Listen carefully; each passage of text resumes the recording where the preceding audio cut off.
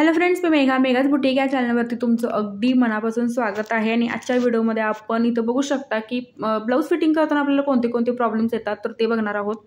तर आता सगळ्यात आधी इथं तुम्ही बघू शकता की माझा फ्रंट आणि बॅकचा जो मुंडा आहे तर तो सुद्धा कमी जास्त झाला होता, किंवा इथं बघू शकता शोल्डर सुद्धा कमी जास्त झालेला आहे। तर आता बऱ्याच वेळेला काय करतात की डायरेक्ट शोल्डर जोडतात आणि बॉटम जे आहे आपल्याला पूर्ण उंचीमध्ये कमी जास्त इथं फरक जो आहे दिसू लागतो, किंवा त्याचं जे फिटिंग आहे तर ते व्यवस्थित होत नाही। स्वतः इथं आपण काय करायचं आहे की आपला जो फ्रंट आणि बॅकचा जो पार्ट आहे तर तो व्यवस्थित असा समान करून घ्यायचा आहे आणि त्याच्यानंतर आपण हे शोल्डर जे आहे सरळ बाजूनेच आपल्याला जोडायचं आहे।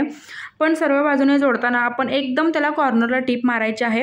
आता मी एकदम कॉर्नरला टीप मारून घेतलेली आहे। आता एक्स्ट्राचं सगळं जे कापड आहे आपलं पूर्ण इथं कट करायचं आहे, म्हणजे बॅकचा जो पार्ट आहे मला थोडासा मोठा झाला होता, सो मी इथं तो कट केलेला आहे। आणि बॅकचा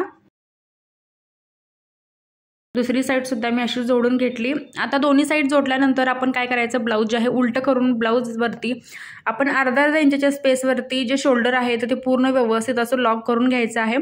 दुसरी साइड सुद्धा मी सेम जोडले, दुसऱ्या साइडचं सुद्धा जे शोल्डर आहे माझं थोडंसं एक्स्ट्रा वरती झालं होतं अर्धा इंच, सो मी ते कट करून शोल्डर जे आहे पहिल्यांदा सरळ बाजूने जोडलं। त्याच्यानंतर आता जे ब्लाऊज आहे उलटं करून अर्धा इंचच्या स्पेस वरती आपण जे शोल्डर आहे त्याला टीप मारून घ्यायचे आहे, एकदम लॉक करून घ्यायचं आहे। हे आता हे बघू शकता, स्लीव्ज लावायच्या अगोदर आपण हे व्यवस्थित असं चेक करून घ्यायचं आहे। आता त्यानंतर स्लीव्ज लावायच्या आधी आपण फ्रंट आणि बॅकचा जो मुंडा आहे तर तो सुद्धा 2.5 इंचापर्यंत आपल्याला लेवल करून घ्यायचा आहे।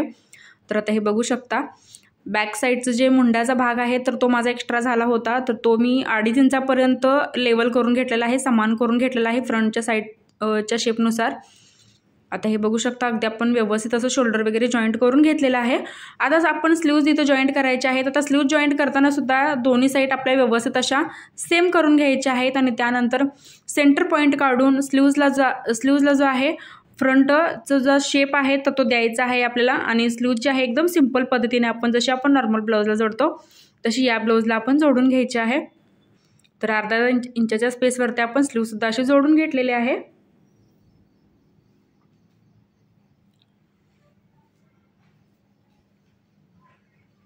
तर हे बघू शकता, तर दुसरी साइड सुद्धा सेम आपण अशी जोडून घ्यायची आहे। सेंटर पॉईंट काढला तर मला हे स्लीव्ज जोडायची जी पद्धत आहे तर ती एकदम सोपी वाटते, कारण पहिल्यांदा जो शेप आहे तो मी कट करत नाही। स्लीव्ज लावत्या वेळेस तो जो शेप आहे तर तो मी कट करून मग स्लीव्ज जे आहे अटॅच करत असतो ब्लाऊजला, कारण आपल्याला जास्त फ्रंट बॅकचा असं जो शेप आहे जास्त बघावा लागत नाही त्यामुळे। आता दुसऱ्या साईडची जी स्लीव्ज आहे तर ती सुद्धा मी अशी जॉईंट करून घेतलेली आहे ब्लाऊजला। आता सरळ बाजूनेच आपण याला काय करायचं आहे, एक टीप घ्यायची आहे ब्लाऊजच्या सरळ बाजूनेच, म्हणजे तुम्ही आतल्या साईडला ओव्हरलॉक नाही केलं तरी चालतं।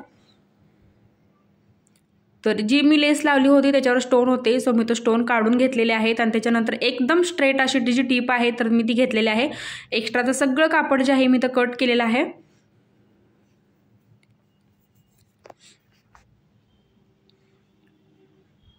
तर याचं सुद्धा एक्स्ट्राचं सगळं कापड जे आहे आपण पूर्ण कट करायचं।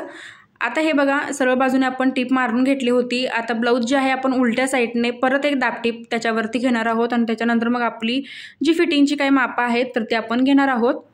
आता याच्यावरती सुद्धा आपण एक दाबटीप घेणार आहोत दोन्ही साईडला।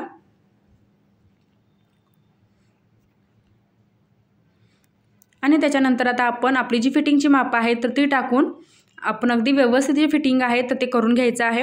फिटिंगची सुद्धा जी तुम्ही टीप आहे तर ती बघू शकता एकदम आपली व्यवस्थित आलेली आहे। हात रुंदी 6 घेतलेली आहे, छाती जी आहे मी घेतलेली आहे 8.5 इंच, कमर जी मी आहे ती घेतलेली आहे 7 इंच आणि ही टीप बघू शकता एकदम स्ट्रेट अशी टीप जी आहे आलेली आहे फ्रेंड्स।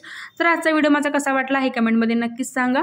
काय डाऊट असेल तर तेही तुम्ही मला कमेंटमध्ये विचारू शकता। नेक्स्ट व्हिडिओ तुम्हाला कोणता बघायचा आहे तेही मला कमेंट करून सांगा।